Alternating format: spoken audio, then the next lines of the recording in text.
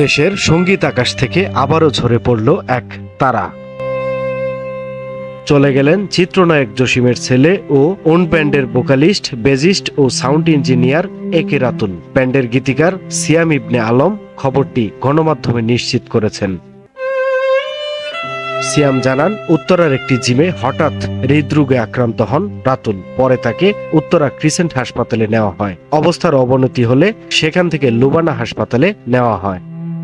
এর ঘণ্টাখানেক পরেই তাকে মৃত ঘোষণা করেন চিকিৎসকেরা।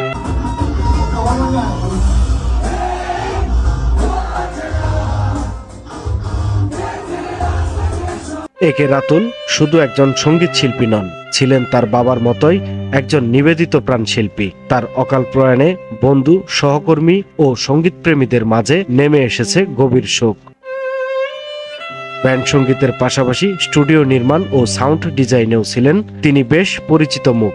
বাংলা চলচ্চিত্রের কালজয়ী নায়কদের একজন ছিলেন জসিম। সমকালীন সময়ে অ্যাকশন ধারার হিরো হিসেবে খ্যাতি ছিল তার। মৃত্যুকালে 3 পুত্র রেখে গেছেন জসিম। তারা হলেন সামি, রাতুল ও রাহুল, যার মধ্যে একজন আজ চিরবিদায় নিলেন। সময়ের কলম, নিউজ ডেস্ক।